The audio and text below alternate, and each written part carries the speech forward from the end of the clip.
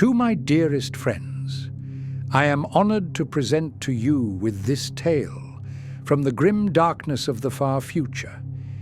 It is an unfortunate truth that throughout our long history that the nefarious hands of chaos have fallen upon us only to rewrite our own destiny into one which favors the darker powers.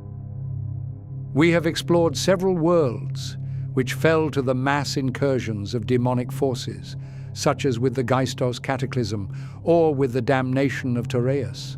But in both of these cases, the warp-born horrors emerged with the sole goal of devastating and ravaging the entire planet in one fell swoop. With that being said, however, the Neverborn will not always follow this playbook, and in some cases, their invasion will be performed under the insidious veil of secrecy. None will be aware of the growing danger which has come to infest their world, and in fact, some will embrace the newfound taint of chaos if they truly believe that it will benefit their lives. But as we all know, this is a most short-sighted view. The beasts of the warp cannot be tamed, nor wrangled into submission. And so in time, they will inevitably and invariably carry out the final stages of their plan to claim the souls of each and every living creature upon that blasted world. This was notably found to be the case upon the oceanic planet named as Eidothea. If we were to look upon this world from orbit, then we would see yet another bastion of faith, filled with citizens who are devoted towards the continued furtherment of the Imperium. But if one were to truly take the time to venture through the clouds and dive into the abyssal depths to explore the deepest of this world's pelagic cities, they would find an abominable society plagued by horrors beyond our wildest imagination. And this, my dearest friends, is exactly what we shall be doing today. I will tell the tale of this fallen world, starting from its first founding all the way up to its position within the current-day 41st millennium, where its apparent loyalty to the Emperor has merely been maintained as a deceptive facade. But for now, we must begin. This is a story not to be found in the historical records of the Imperium, and if the Inquisition were to ever discover the true secrets found beneath the waves, then the only solution may be to boil away the great oceans, to leave this stellar entity as a barren, lifeless husk. Our story begins around the oceanic world of Eidothea. This colossal cerulean orb had peacefully floated through the void for billions of years, with the immense quantities of water vapor produced from the early period of volcanicity coalescing and settling into the planet-spanning oceans which eventually came to define this young world. It was first encountered by humanity during their time of expansion within the early years of the Dark Age of technology, where the vast fleets of mankind ventured out into the depths of space to discover a new home out in the stars. Being a world which was entombed within a practically limitless wellspring of water, it was only natural that the early colonists of man would see the potential of harnessing this resource, as it may very well be able to supply thousands of distant colonies which were not so rich in their freshwater supplies. The first settlements were erected upon a series of floating platforms, kept buoyant against the rather tranquil waves of the endless oceans. In accordance with their plans, each colony was primarily constructed to be used as a base of operations for the water purification efforts to soon support their wider species. As such, a vast, serpentine network of pipes jutted down from the various outposts, pumping an immense quantity of water into the desalination plants, before being frozen and prepared for transport out into the void. The townships were initially arranged into an interconnected web, being dotted across the slightly warmer equator, but due to their distance from the binary stars at the center of this system, the early colonists were still forced to contend with a truly arduous life. The oceans were only kept from freezing thanks to their excessive salinity, but those salts would routinely lead to the degradation of the young colonies, forcing the humans to routinely dive into the frigid depths to maintain and repair that which had become damaged. As the long years passed, it soon became clear that the world of Eidothea was becoming more and more important to mankind's proliferation throughout the stars. Many distant colonies were now entirely reliant upon the water imports from this world, and so the colonists were forced to admit that perhaps in their current state, that they could not maintain the production efforts which were so vitally needed.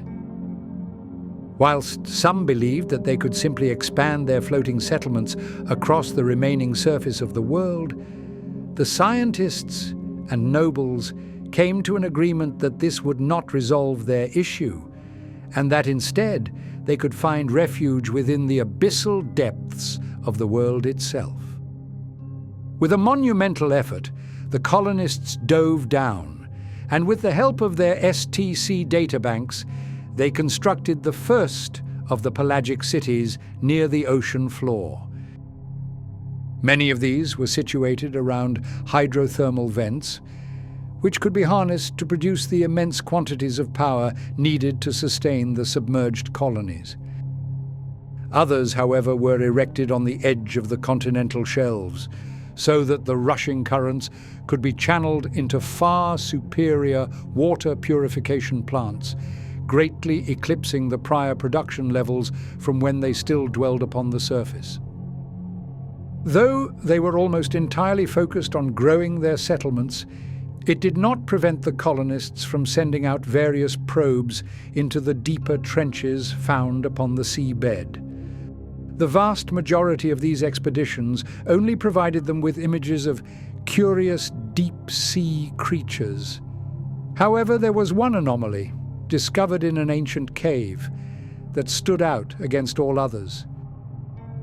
It was so small that it could have been written off as a stray shadow, but sure enough, within the submersed cave ruins, there was found to be an ominous carving, etched into the cold stone walls, of what appeared to be a three-headed bird holding a world in the palm of its many hands.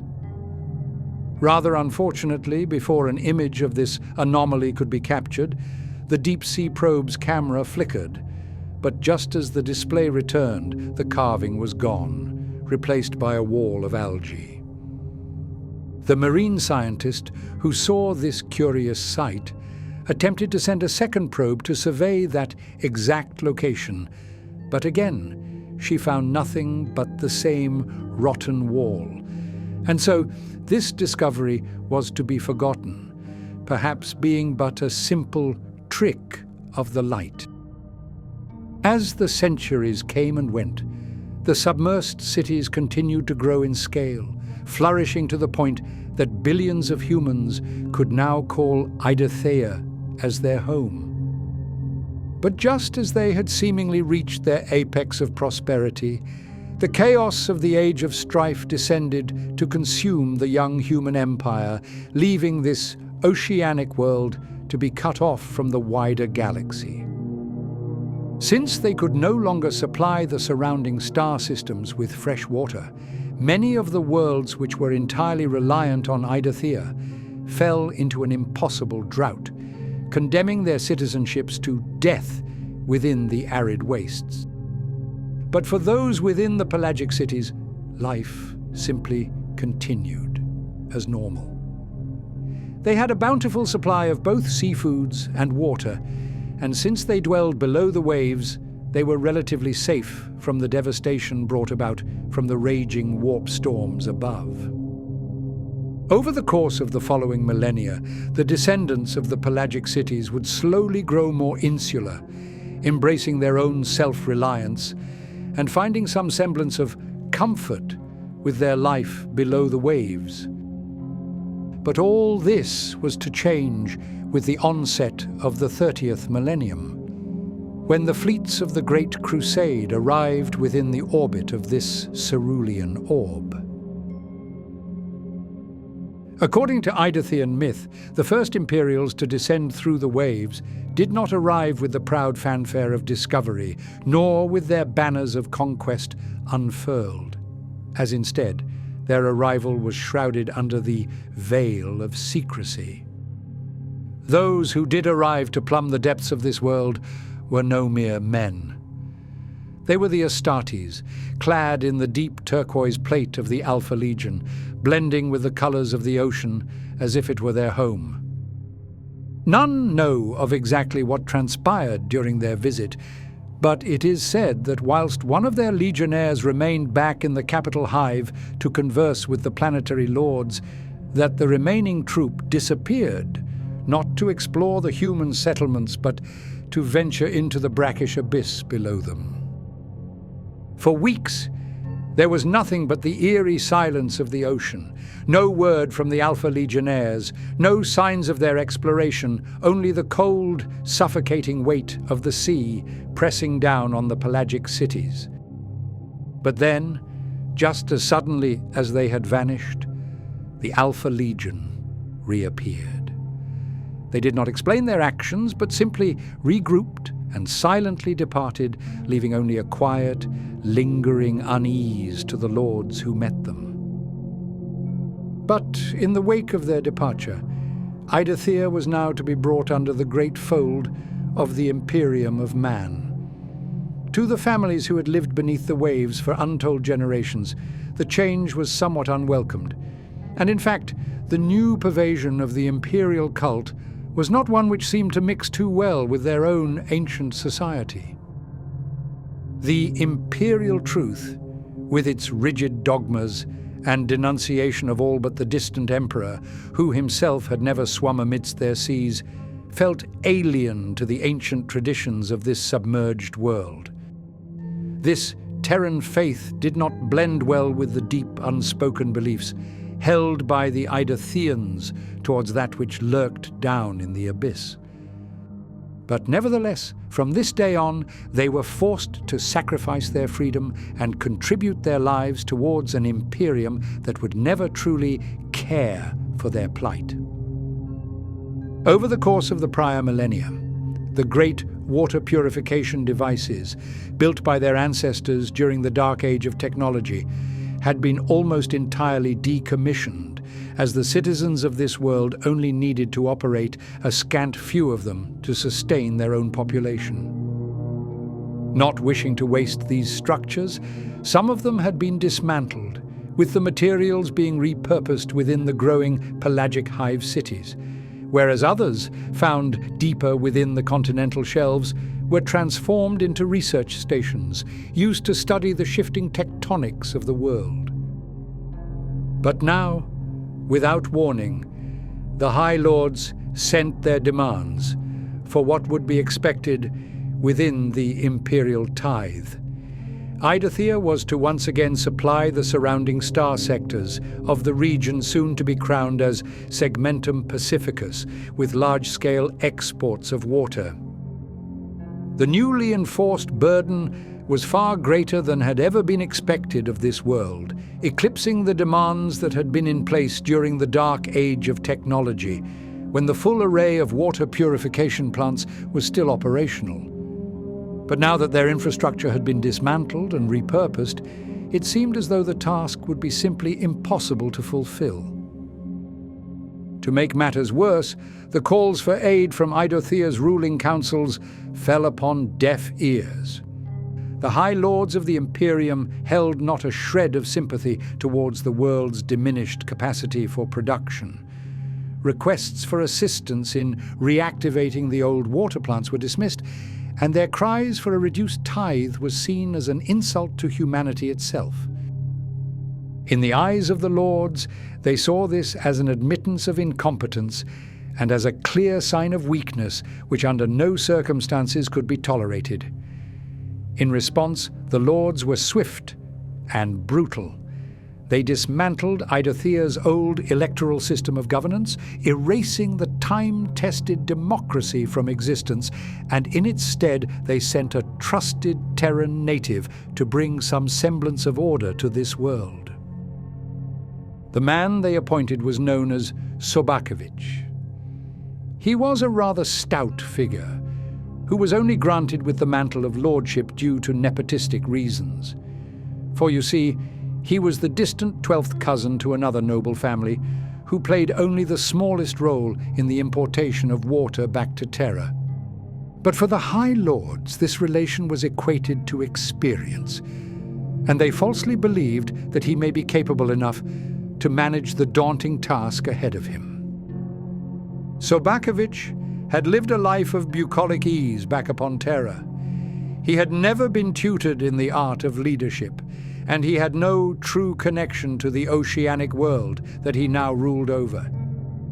He had no desire to dirty his hands with the hardships of this monumental task. And so this new post felt like more of an inconvenience to endure until he could finally return to the old pleasures of his former life. From the moment he arrived, he made his indifference well known. The cries of the Eidotheans for help were met with a single decree. They were to meet the demands of the imperial tithe, no matter the cost. There would be no new resources, no fresh supplies. The ancient broken machines would not be repaired, and the world would receive no aid from the stars. With a flick of his wrist, Sobakevich switched off his voxcaster, silencing the desperate voices of those who had turned to him for salvation. Retreating to an orbital palace, an indulgence he had bartered from the Imperium in exchange for secretly increasing the tithe, Sobakevich severed all ties with the world below. From high above, where the ocean's plight was a mere shimmering expanse of sapphire, he continued to indulge in the luxuries of his previous life, far removed from the suffering that churned beneath the waves. In his isolation, the cries of the starving, the desperate, and the broken were nothing more than distant echoes, barely a whisper against the cold silence of the void. Below, the people of Eidothea struggled on, shackled to an impossible demand, while their lord dined in luxury, oblivious to the ruin that his decree would soon bring. Knowing that there would be no support, the citizens of Eidothea were left with only one agonizing option. They were forced to deconstruct huge swathes of their pelagic cities in order to find the resources necessary in building new purification arrays, tearing down districts that had stood tall for thousands of years, purely so that this world could now serve a wider imperium which seemed callous to their plight. Entire spires were detached and scrapped, only to reclaim the minuscule traces of exotic metals to be found in their interior, and any resources which were not needed were simply cast out to drift and litter the deep ocean floors. Even the ancient maglev networks, connecting each pelagic city to one another, were spied by the Imperials as something to be repurposed. Some of the materials were indeed to be used for the water purification efforts, but rather sadly, many of the criss-crossing mag lines were simply severed, with the Imperial Lords claiming that the citizens of each city should focus on their own duties rather than frivolously traveling across the world. This reconstruction and repurposing campaign lasted several brutal years, but in the end, the magnificent cityscapes, which had once stood as a hidden jewel beneath the waves, had now been desecrated into an insulting facsimile of what their ancestors had so painstakingly built. Each pelagic city had been reduced to around half of its original size, although there were some which had been scavenged and picked upon by the Imperium to such a degree that they could no longer be considered as cities at all, being left instead as just a skeletal husk of iron. Naturally, the billions who called these places as their home were forced to seek shelter in neighboring districts, but this simply led to a level of overcrowding that had never before been experienced in the history of Eidothean society. No longer could a single family of 4 lay claim to their own personal chamber, as suddenly that tight space would now need to home potentially dozens of wayward souls. The corridors and walkways within the hives were similarly repurposed.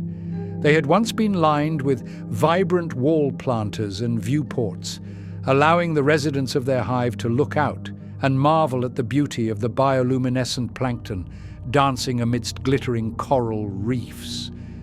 But now these had been covered up and replaced with a sprawling trail of crude steel beds, offering the now abandoned refugees with a poor excuse of what could be considered as a home. Even if they could still gaze out into the ocean depths, they would no longer see the same vistas, as instead the harsh lights affixed to the new water purification plants would be simply blinding. Dozens of these immense aquatic structures were to now be seen, dotted around the border of the pelagic cities, tailed by a snaking network of cables, pumping in a vast quantity of water with each passing moment. They had only been situated so close to the cities so that maintenance work would be more efficient, but due to the raging currents caused by their inflow, it became an incredibly common occurrence for the hives to be buffeted by rushing undersea jets. But again, this was not something which at all concerned the Imperial Lords. For the maintenance crews of the fabled Aqua Technicos Corps, each time they ventured out to repair the increasingly catastrophic damage of the hive, they would look out into the depths only to see the water plants suspended in the inky blackness of their pelagic abyss. Due to their protruding pumps, some saw them to be reminiscent of gigantic artificial jellyfish, but for most upon Eidothea, they simply saw them as a symbol of their own enslavement. Those who still clung to life within the decaying ruins of the pelagic cities, though now entombed in the decrepit chambers of their once grand homes, had found a way to endure. The transition from a proud, free human colony to a forgotten and underappreciated cog in the endless war machine of the Imperium had not broken them, but it had cost them dearly. Their once mighty underwater metropolises, replete with towering spires and intricate domes, were reduced to crumbling ruins, drowned in neglect. The lives of countless souls had been sacrificed to the relentless construction of new water purification facilities, their bodies broken by the weight of duty. Yet, despite the suffering, life on Eidothea persisted. It was a hollow, altered version of what it had once been, but life nonetheless. Beyond their ability to withstand the restructuring and devastation of their entire society, it seemed as though the citizens of this world had managed to remain somewhat untouched by the shifting tides of the entire galaxy. Though the great calamity of the Horus Heresy did indeed drown out the stars in the flames of war, Eidothea emerged relatively unscathed from the chaos. Given that this planet was responsible for supplying a considerable portion of Segmentum Pacificus with fresh water, it should have existed as a prime target for the traitor forces to attack. But in truth, that invasion never came. Whispers spread throughout the cities, with the populace speaking in hushed, fearful tones, questioning as to why their world had been spared. Some spoke of ancient protections, buried beneath the seabed by their ancestors, whilst others claimed that there were powers within the waves themselves, which would never allow any to dive through, unless they sought to bring goodwill to the Eidotheans. Yet, these stories were just told to comfort their terrified souls, as in fact on a most chilling night, a fleet of the Astartes did indeed arrive in low orbit. It was not the great hammer of the traitor forces, but rather a triumvirate of small shrouded vessels belonging to the Alpha Legion. Their ships hovered above the cerulean orb for exactly 9 hours, 9 minutes and 9 seconds before quietly slipping away back into the void, to never be seen again. The Eidotheans could never fathom a reasoning behind this visit, but in the wake of their departure came no invasion, only a deafening silence. Even after the heresy came to its end, the populace were left to ever wonder about what truly transpired in those hours and of why their world was spared from the horrors of war. But as this event faded into their distant memories, the actual truth to the matter lay out in the brackish abyss, hidden within the darkest cave, where secrets are swallowed up and stolen forevermore. Years later, during the 35th millennium, Eidothea was once again spared from the growing madness of the galaxy. It was during the Nova Terra Interregnum, where the secessionist Council of Nova Terra declared independence from the wider Imperium, forming a new empire and claiming authority over the entirety of Segmentum Pacificus. Their realm, however, only persisted for a scant few centuries until it was finally purged by the forces of the Ecclesiarchy, bringing the Segmentum and Eidothea back into the fold of the Imperium. Though the stars of the Milky Way had indeed acted as the backdrop to a truly cataclysmic series of wars, famines, and plagues, over the long millennia countless worlds were able to withstand the horrors and flourish against the dark. Planets rose from the ashes of devastation, their peoples rebuilding that which was once lost, growing as prosperous, shining beacons of mankind's resilience, only to be championed by the lords of the Imperium as the exemplars of humanity itself. But upon Eidothea, time seemed to have stood still. The denizens of the planet-spanning oceans were trapped in a stagnant existence, as though they had been somehow cursed to linger within the ruins of their own past. Despite their faultless success in meeting the ever-growing demands of the imperial tithe, and despite their constant sacrifices, their pelagic cities had remained broken, and the High Lords continued to turn a blind eye to their desperate calls for aid in repairing that which had been lost. The descendants of Sobakovich, the first bloated governor to rule over their world, still clutched onto their position of power, reaping the great many allowances provided to a noble lord, all whilst suckling on the endless bounty produced by the workers below. Their bloodline, though never once connected to the populace of Eidothea, had only grown more distant to their plight.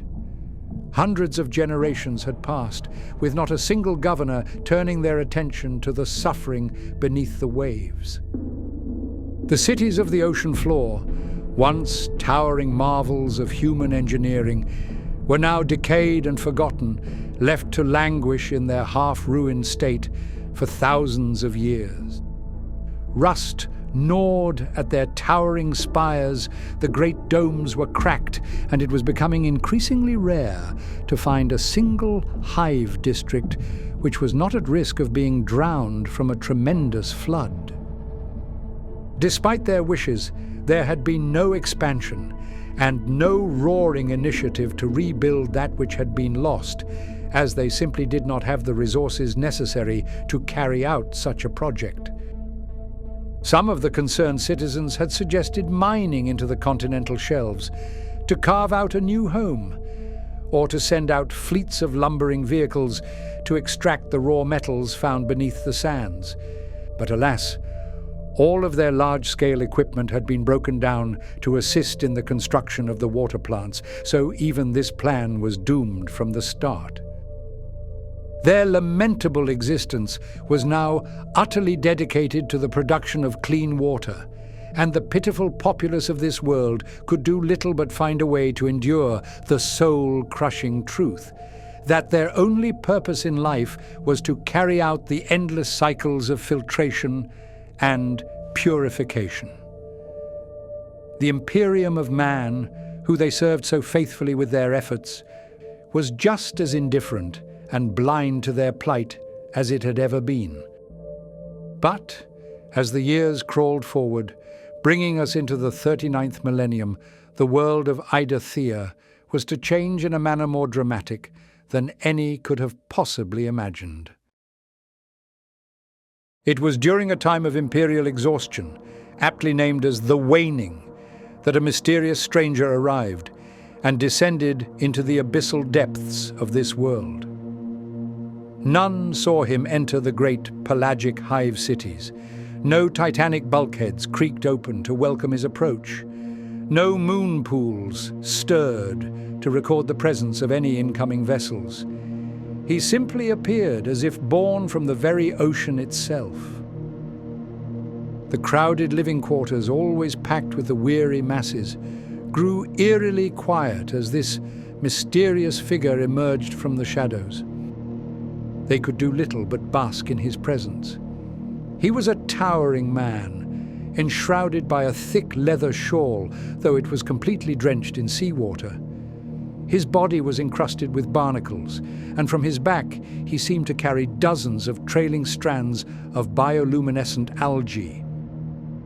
The air itself seemed to shift as he moved among them, his sodden form parting the crowds with ease.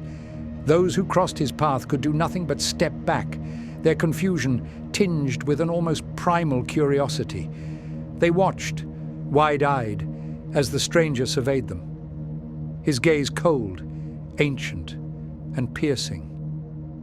He closed his eyes and drew in a long breath, inhaling the salty artificial air of the underwater hive, as though savoring some forgotten memory of the deep.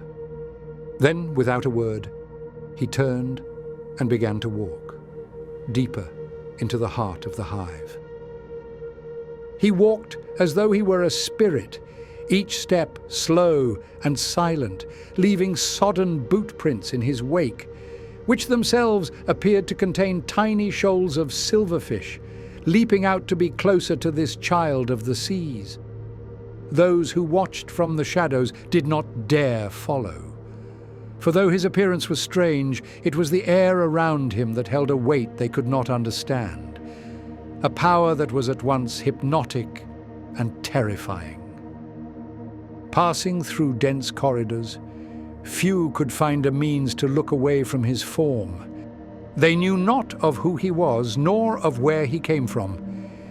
But it was impossible for them to not acknowledge this sodden man, striding through their city with such confidence that it was as if he had built it himself. The hushed whispers of the masses, desperate to know of this stranger, rippled in his wake, consuming the districts with a maddening curiosity. Some swore that he had turned his gaze to match their own, and that in that brief, shared moment they heard the baleful, echoing call of the deep, beckoning them to abandon their homes and to plunge into the uncharted darkness of the abyss.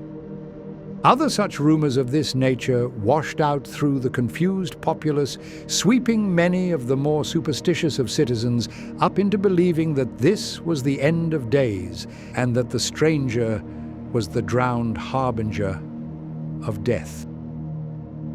But he moved faster than the words of the masses. Striding out with a singular purpose, his path led him directly to the seat of power for the Administrative Council, a wretched group left behind to carry out the will of the distant lords who neither knew nor cared for the suffering of Eidothea's people. The council had long since fallen into a collection of hollow men and women, their spirits crushed beneath the weight of the impossible imperial demands.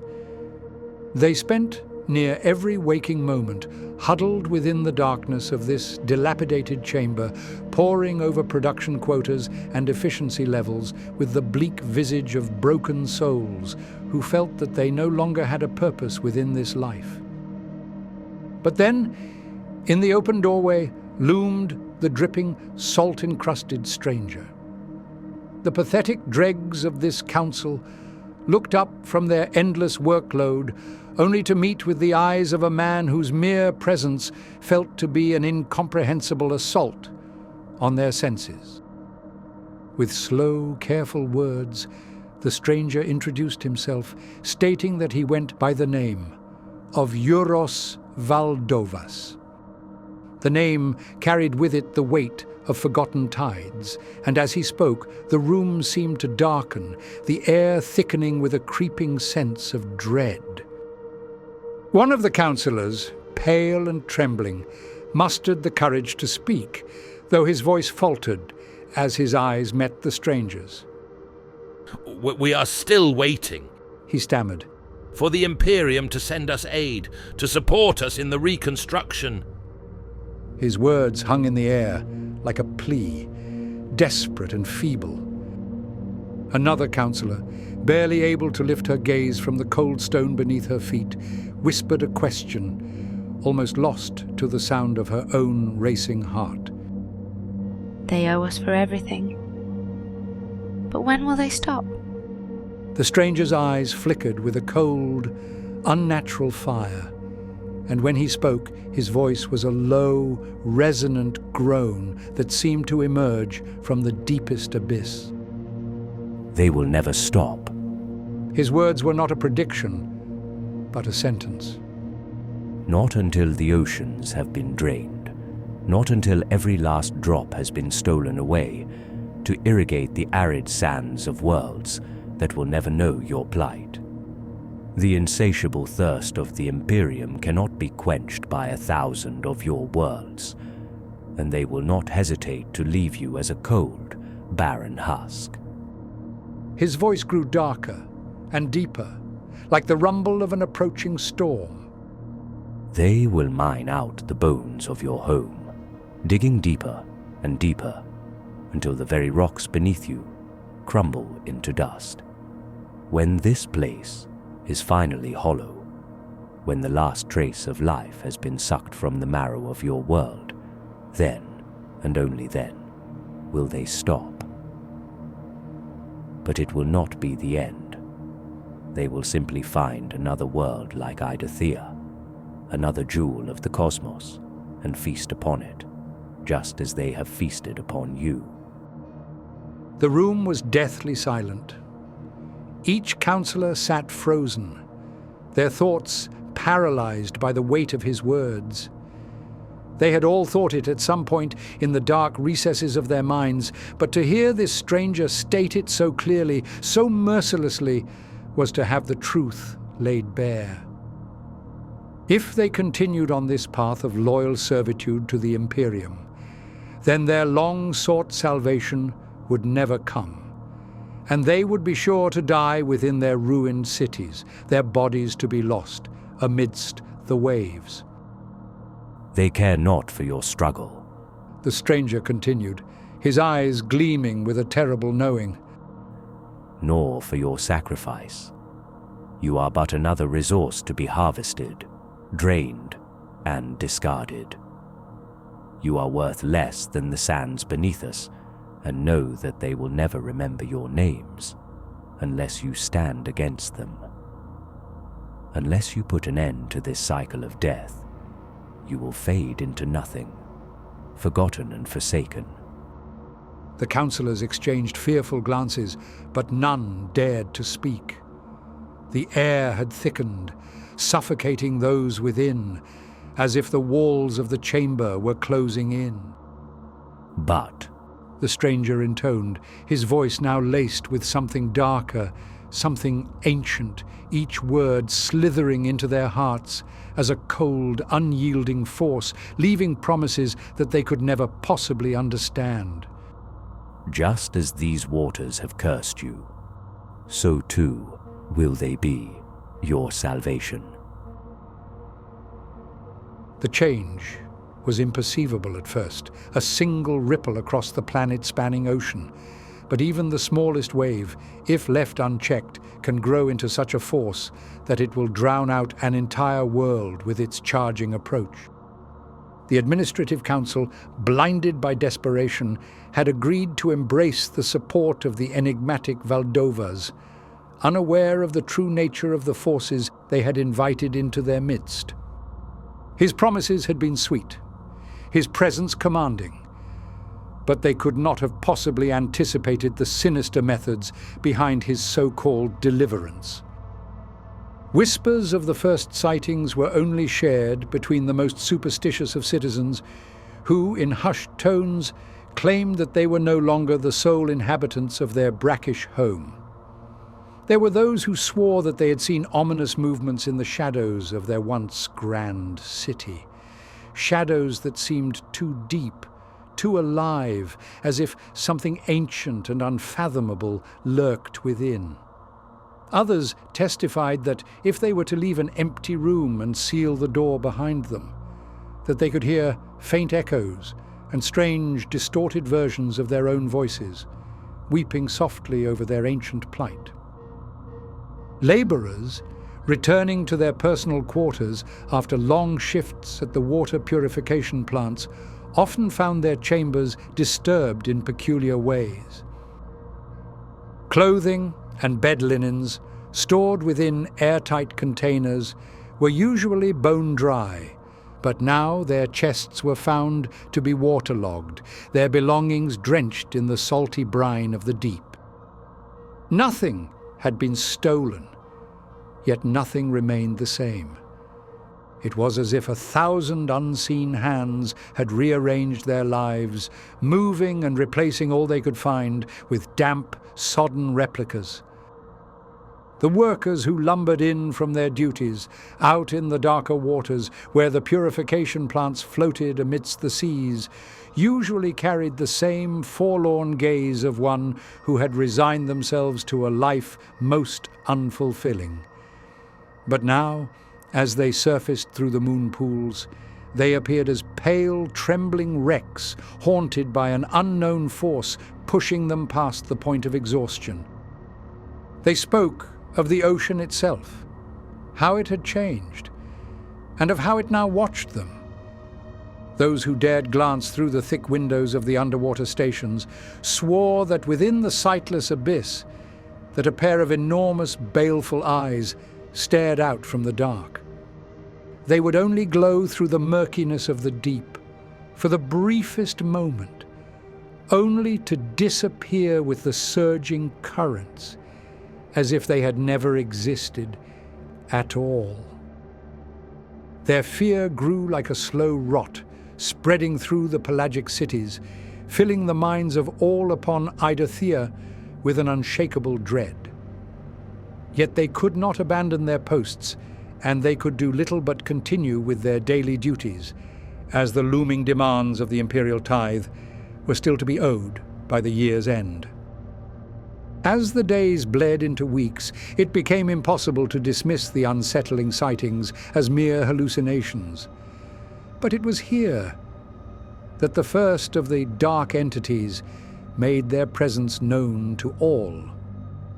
Spectres, built as writhing sentient shadows, drifted through from the abyssal depths of the ocean, effortlessly slipping through the fortified walls of their pelagic cities as though they were nothing more than thin veils of mist.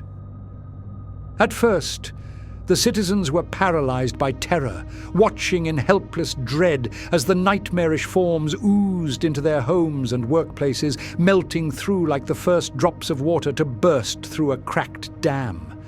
Their shapes were amorphous and impossible as they constantly shifted, mutating in ways which defied all comprehension, as if reality itself could do little but buckle in response to their presence.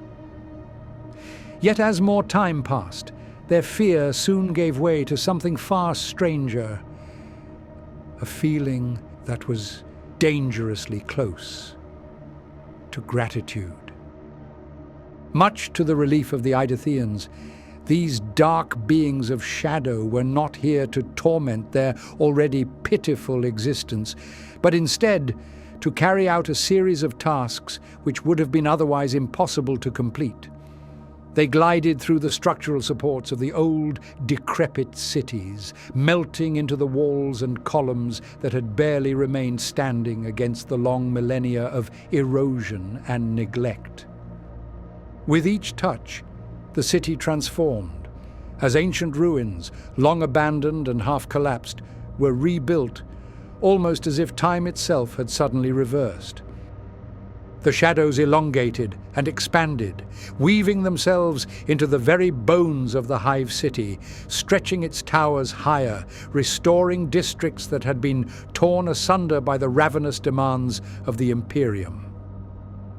The citizens watched in stunned silence as their once proud city blossomed forth into a state they had only seen in their wildest dreams. As where once there had been crumbling husks of old spires, now stood grand structures, shimmering with an otherworldly beauty. Flocks of the spectres were seen to vanish within the forgotten corners of their storage facilities, but when a group of brave souls dared to enter and investigate their presence, they found them now to be overflowing with piles of precious metals and raw resources. With great joy, they realized that these materials were exactly what they had needed to construct new hive districts, finally providing the denizens of this world with the opportunity to begin a new stage of their lives and to emerge from the dark shadow of their former plight. Many, upon Eidothea, still cast their nervous glances towards the shimmering shadows, being unsure if the darkness harbored an ethereal entity or if it was merely a trick of the light. But despite this, the benefits brought about from their otherworldly presence was truly undeniable. Lives once steeped in the toil and despair of their endless labors were rapidly improving, and with each passing day, their ancient, dilapidated cities were growing taller and far grander than they had ever once been. The fear and pain which once gripped at the meek hearts of Eidothea's citizens began to ebb, being replaced instead with the long overdue sense of relief. Yet, for all the peace they seemed to offer, there was an unspoken rule, an ironclad understanding that these entities were not to be interfered with. An insidious tale swept its way across the capital hive, whispered in the dim corners of the living quarters, shared in hushed voices by those who claimed to know more than they dared reveal. According to the fable, a worker, careless in his steps, had tripped and fallen directly into the path of one of the spectral beings, and as his body passed through the shadow, he simply vanished, as though he were swallowed up by the darkness itself. For days the hive was abuzz with speculation. No one had seen him since, and his disappearance only added to the growing list of mysteries surrounding these strange visitors. But then, in the early hours of an artificial morning, just as suddenly as he had vanished, so too did he reappear. His body, still intact, lay in his own bed, seemingly untouched by the horrors of the unknown. But when he awoke, any hope of clarity was shattered, as he was no longer the man they had known. His eyes, once sharp and alive with the struggles of daily life, were now vacant, hollowed out by some unseen terror. His mouth opened, but what emerged were not words of reason. They were fragmented, incoherent screams, garbled cries of madness that echoed through the hive's halls. He spoke only of an ancient cave, found in the darkest chasms of the oceanic abyss, within which were powers too monstrous to comprehend, and that if they were ever unleashed, that it would herald the damnation of their world. None knew as to whether they should dismiss his ravings as the thoughtless cries of a madman, or if this was a true warning to be heard. But regardless, as more of the Eidotheans heard of this tale, their lingering fears over the nature of the shadowy entities kept dormant at the backs of their minds slowly began to resurface. But nonetheless, it was hard to deny that the quality of life for those upon Eidothea was perhaps better now than it had even been during the pre-imperial days. No longer were hundreds of souls crammed into every nook and cranny of a ruined city, as instead, with the newly formed hive districts, the citizens could now once again reside within spacious familial quarters, replete with a seemingly endless stream of amenities, once confined to the realm of dreams. The vast majority of those who lived here were previously forced to spend near every waking hour working within the water purification plants in order to meet with the oppressive demands of the imperial tithe. But since the oceanic entities had taken over their duties, this had simply become but a worry of the past. It used to take an entire year of grueling labor to produce the bare minimum of this annual offering. Yet the impossible spectres had somehow managed to fulfill this order over the course of a few short nights. With the burden of work lifted, the people of Eidothea found themselves in possession of something long lost: time. Freed from the relentless grind of survival, they were able to turn their attention to other, more personal pursuits that had been long since abandoned over the prior millennia. As such, scientific and cultural centers were once again to be restored to their old state, ushering in something of a new golden age to those who called the pelagic cities as their home. With so little of their time now spent in servitude to the Imperium, an air of quiet serenity had settled over the homes of Eidothea. No longer were they bound to the ancient, crumbling production plants, nor did they have to feign some semblance of devotion to the distant, unseen emperor of terror, as the careless Imperials had almost entirely ceased in their regular inspections, almost as if they had forgotten that there existed an entire society beneath the waves. There was only one lingering thorn that had been lodged in their side since the 30th millennium, and that would be of the heartless planetary governor. That bloated noble house was but a remnant of their darker past, and the fact that their family still resided within that pristine orbital palace only acted as an enraging reminder of their brutal past of oppression. For generations, they had bled the citizens of Eidothea dry, squeezing out every last drop of wealth purely so that they may meet with the demands of the imperial tithe. They never once provided any form of help nor assistance to aid them in their pelagic plight, choosing instead to remain within the safe and lavish confines of their orbital palace. But with the arrival of Valdovas and his spectral servants, a new whisper began to circulate through the pelagic hives that perhaps Eidothea was in need of a new lord. In accordance with his mysterious plan, Valdovas arranged for a shipment of purified water, sent as a gift from the humble, grateful citizens to their benevolent governor. Yet, unbeknownst to the bloated noble, this offering contained within it an interloper. It took less than an hour after the goods were delivered for the shadowed entity to slip free. Like an eel, the spectre slithered through the creaking, lavish corridors of the floating palace, unseen by the inhabitants, until it finally found the ancient engine bays of this grotesque structure.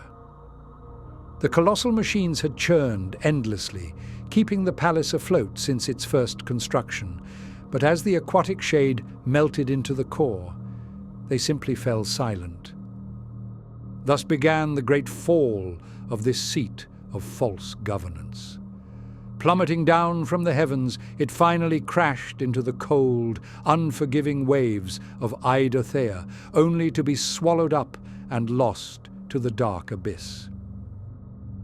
News of the governor's fall spread like a tide through the pelagic cities, yet there were no tears shed for the downfall of the family that had oppressed them for 9 long millennia. Instead, a quiet satisfaction rippled through the hives, a feeling of long-awaited justice, finally fulfilled. Still, there was something curious about the aftermath. If one were to look up into the once clear skies, they would now see the faint, ghostly outline of the palace, twisting and writhing like a mirage, almost as if it had become caught in a space beyond our own plane of reality. With each passing day, the life of those within the sprawling pelagic cities only continued to improve. Rationing out thin, grey, paste-like foods was but a thing of the past. Ancient rumbling machines were restored to their old glory, and even the cities themselves had swelled into a truly glorious new form. Hardy new spires jutted out from reinforced structural bases, providing enough space that the population could double, and each family would still be able to dwell within their own personal chambers. At the center of it all was the man named as Euros Valdovus. He was not an emperor, nor a governor, nor a lord, and yet the citizens of this world had come to speak his name with the same sense of reverence as they would for the oceans themselves. Most had come to rightly attribute their silent liberation from the oppressive yoke of the Imperium to his actions. But there was something more, something darker that pulsed beneath the surface of their gratitude, compelling them to adhere to his word, as though he spoke with an authority which existed long before their world first took form. The first members of the Valdovan cult emerged from the darkest shadows of the pelagic Undercity. They claimed that Valdovas was no mere man, and instead that he was the personification of the oceans themselves, coalesced into a human form, sent to bring their salvation from the careless, imperial brutality. The cultists always spoke in hushed tones, their voices trembling with an uneasy sense of consternated awe, as though they were dealing with not a man, but an unfathomable deity, whose own nature was one which they dared not fully comprehend. But what began as whispers within the Undercities soon spread like a dark tide to the upper districts. It moved without visible effort, seeping into the minds of the people, who found themselves drawn to Valdovas's image as though compelled by a force far older than life itself. More curious still was the nature of his presence within the various cities, as each hive claimed that Valdovas had appeared amongst their own homes first, and that he had never left their halls since that day. The administrators of these cities, wary and unnerved, convened in secret, each one entirely certain that theirs had been the first to welcome the mysterious stranger.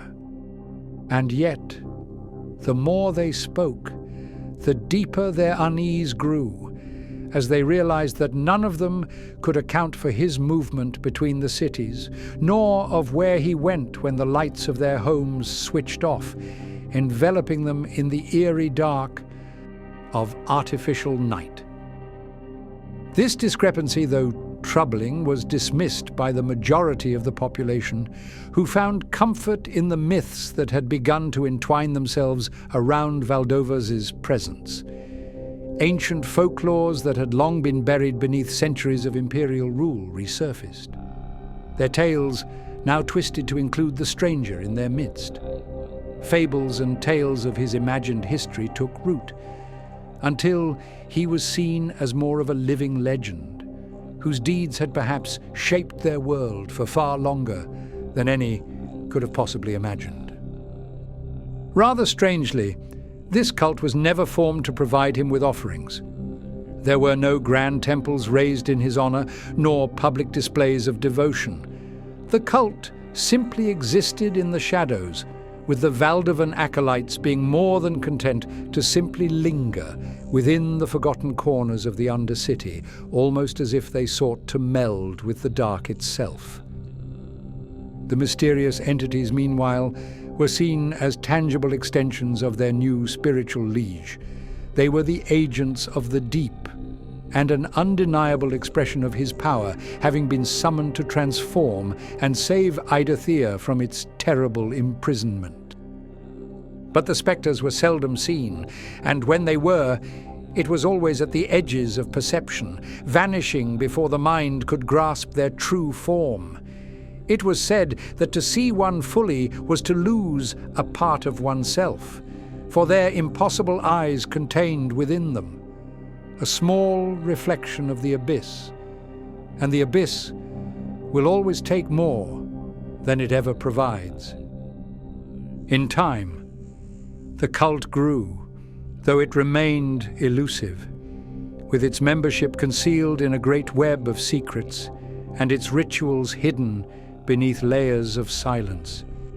The citizens who had not joined with this movement still respected Valdovas, though the unspoken fear of the unknown ever lingered within their hearts. They knew that his presence had brought prosperity, but deep down, it was impossible not to wonder as to whether or not he would ever ask for something in return, and of what the true cost of this golden age would be. The shadows in their homes seemed longer now, stretching out to consume the rooms, making the cities feel far colder and darker than they ever had before. The frigid currents of the deep were felt to push against their homes with a harsher force, and the walls of the great cities, though restored, seemed to pulse with a life of their own. The denizens of Eidothea, though richer and freer than they had been in centuries, found themselves unable to shake the feeling that they were no longer the masters of their own fate. They had been saved from the Imperium's yoke, but in doing so, they had become something else, something different. They were the servants of the deep, tied to a force far older and far darker than they could ever hope to understand. Beneath the darkest depths of the ocean, where the light of the sun had never reached, and the weight of the water crushed all but the most resilient forms of life, there lay a cave. It was a place older than memory, a yawning abyss carved into the very bones of the planet, witnessed only once by a curious scientist who couldn't quite believe her eyes. Contained by the rushing currents, a true nightmare stirred, starving, waiting for the time when it could finally unfurl its wings and make its presence known to all. The cult leader, Euros Valdovas, had never revealed his knowledge of this submersed tomb, but with the cities now firmly devoted to his emergent cult, it seemed as though the day had come to descend and awaken the roiling entity. The summoning began without fanfare, nor grand proclamation, and his ritual was one which would only ever be witnessed by the frigid ocean depths themselves. Valdovas stood alone before the entrance of the cave, his breath shallow, his eyes reflecting the faint bioluminescent glow that emanated from the walls like the gaze of 1,000 unseen watchers. He extended his arms toward the darkness, his fingers trembling with the weight of the invocation. The words he spoke were not meant for human tongues, syllables warped and twisted by the cold depths from which they had emerged, swam through the salty brine, somehow echoing against the ancient stone, forcing the waters to coalesce and swirl into an impossible whirlpool. The currents churned, thickening with an oily sheen, almost as if the ocean itself was responding to his call. But then, from the black maw of this vortex, he felt a presence. It emerged slowly at first, a rippling distortion in the water, as though reality itself was being stretched and pulled by unseen hands. A shifting mass of iridescent hues and impossible forms began to materialize, its outline flickering like a fevered dream.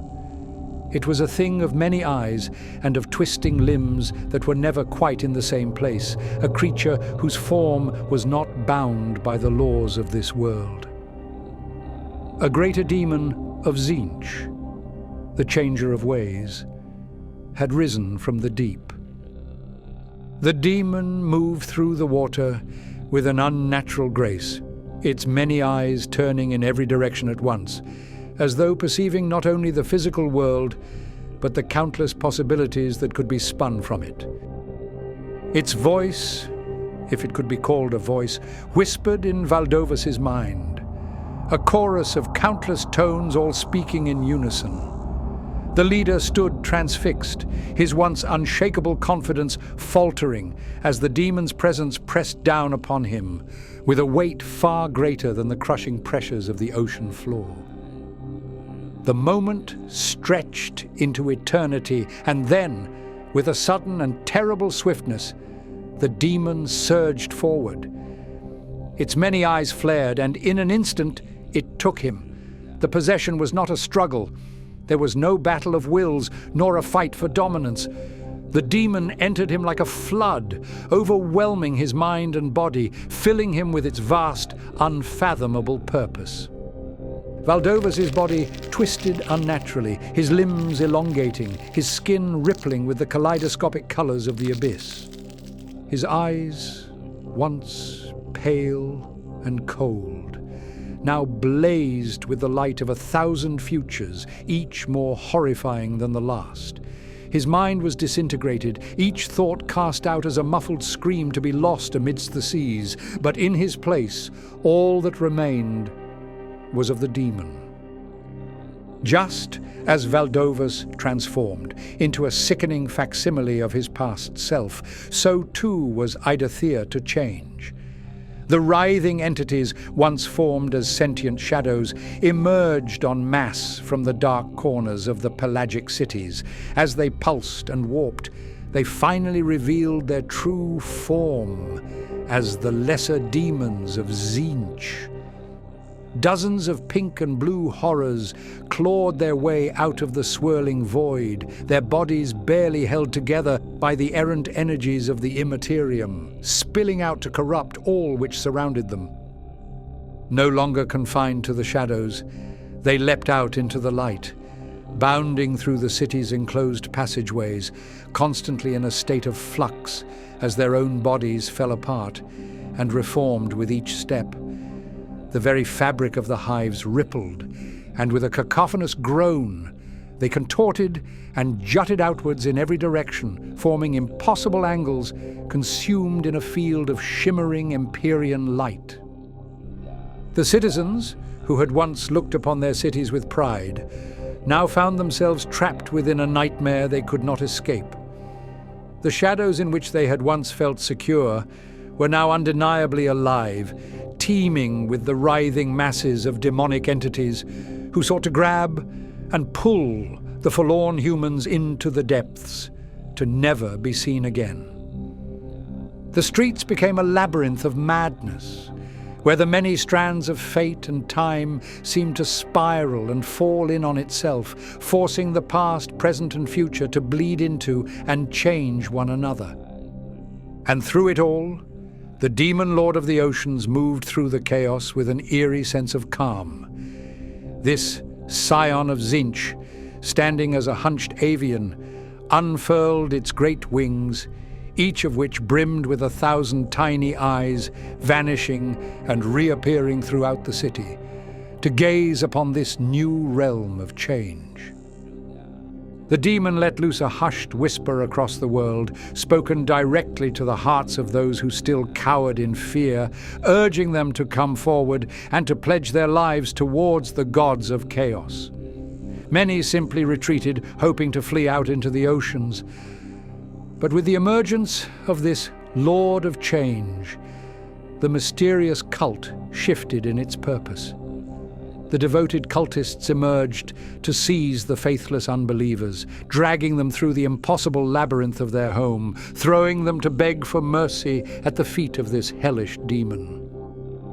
The citizens of Eidothea, once proud and free, now stood trembling before their new master, their hearts beating in time with the churning waters, their souls quivering on the brink of what felt like an inevitable destruction.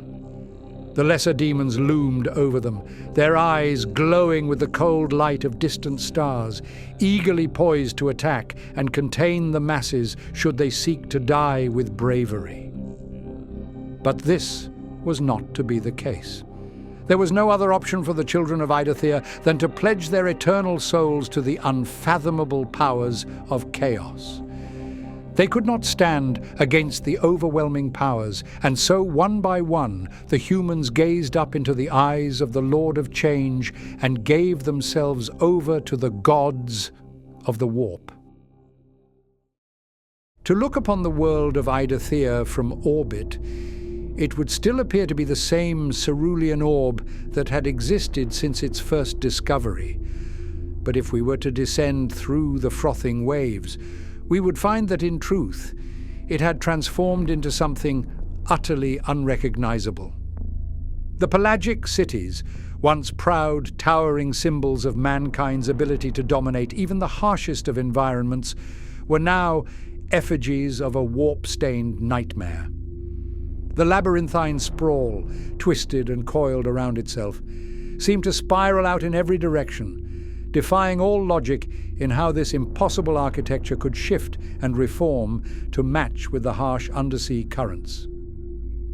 Walls once built of solid, reinforced adamantium, now rippled with the souls of fallen humans, forever trapped within their shimmering, writhing form. Many districts of the pelagic cities had been broken open, with the hard steel foundations snaking out to form coral reefs, inhabited by luminescent demons, frolicking and dancing amidst the corrupted waters. Every soul left within these submerged hives had been ensnared to the whims of chaos, now being forced to carry out the bidding of the demonic legion to further their nefarious, unfathomable plans. There were no exceptions to be made, no safe havens to seek refuge, and no force to come to their rescue. The citizens toiled endlessly, their hands trembling as they performed grotesque rituals around Empyrean flames, and their voices ragged from chanting endless prayers to the distant Lord of Change. There could be no reprieve from their suffering, as through every moment they could do little but seek to appease the maddening whispers that slithered through their minds, leaving the traces of chaos to be embedded within the darkest corners of their souls. From the seeds of their corruption came a transformation within the very bodies of the populace. Though subtle at first, their skin shifted into a sickeningly dull turquoise, pocked with tiny barnacles jutting out through torn flesh and broken bone. For those who endured for longer, their limbs would twist into unnatural shapes. Fingers and toes grew into long, spindly claws, connected by a gleaming webbing. Their teeth would fall out, only to regrow as sharp, gnashing fangs, far too large for their shrunken jaws. And from their forehead, an ominous glowing light dangled outwards, captivating the gaze of any who stared into its core. Rather tragically, even though they were now ruled over by the demonkin, their original task of producing fresh water supplies for the Imperium had not come to its end.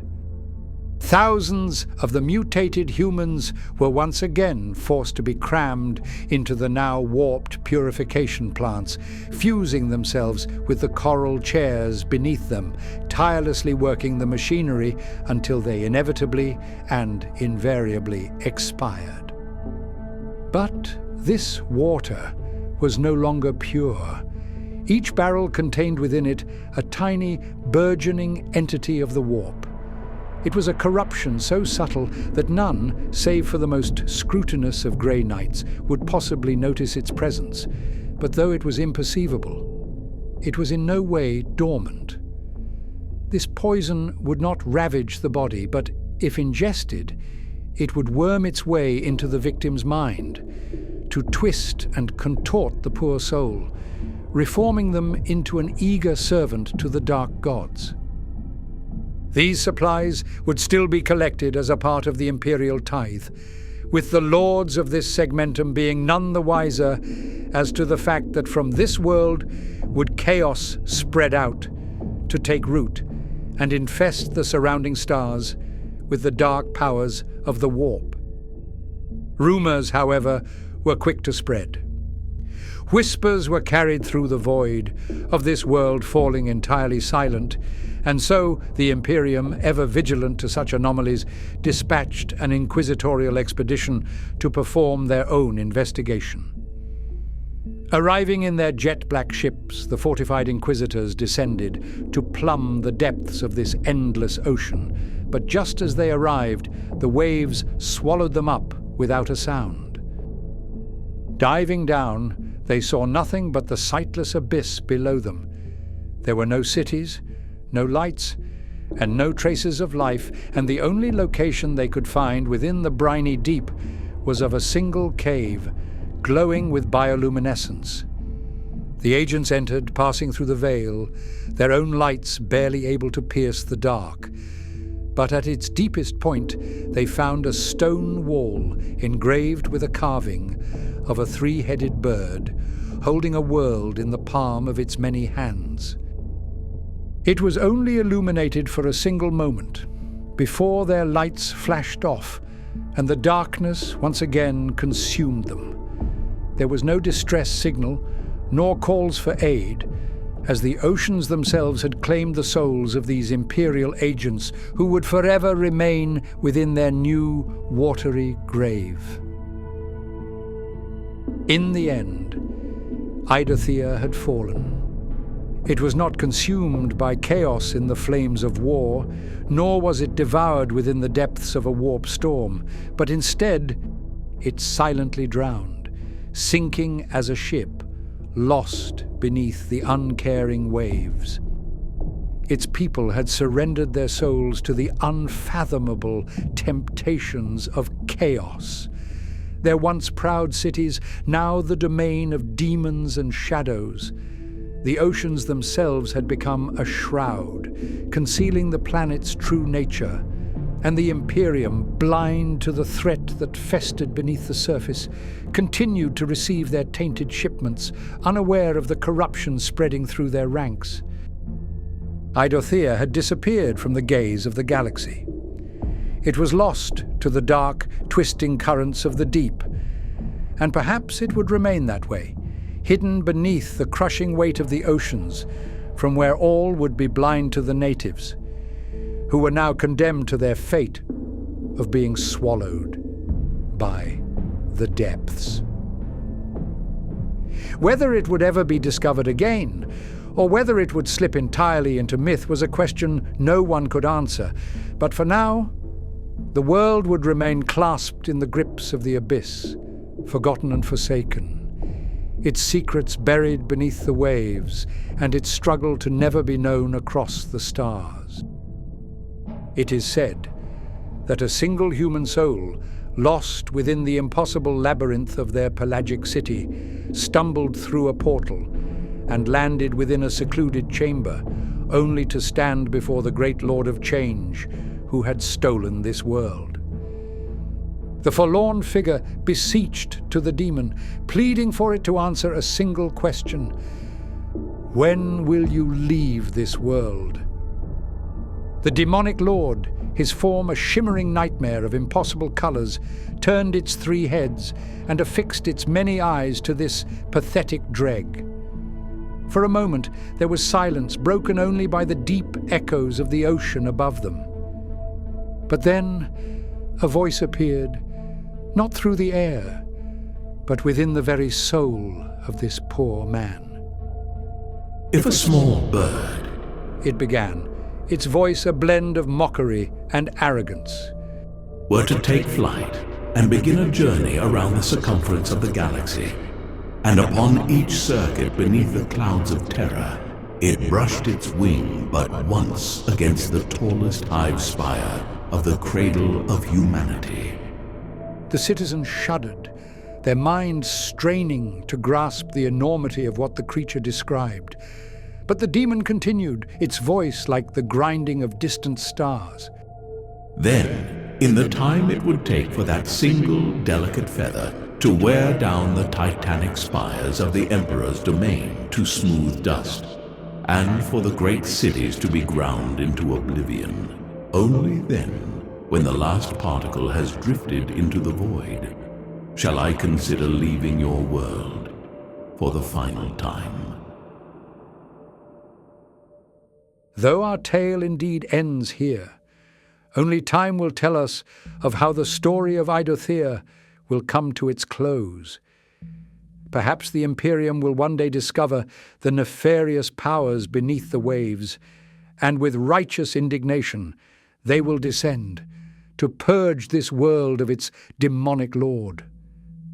But perhaps it will remain a secret forevermore, and from the foul and tainted waters of the deep will it blossom forth as one of the largest of chaotic bastions found within the treacherous expanse of our galaxy. To my dearest friends, this now brings us to our end. I must thank each and every one of you for listening to this tale in its entirety. But for now, I must once again depart, and so I wish you all with a warm goodbye. Hello again, everyone. Once more, just before we close this one out, I wanted to share the work of the talented artist Servo Printer. He's been creating a series of high-quality, waterproof stickers, each with a unique and custom design for one of the 18 Space Marine Legions, or of the Custodies, the Grey Knights, and of their Bolters. And if you want, you can get these coated in a matte or a holographic finish.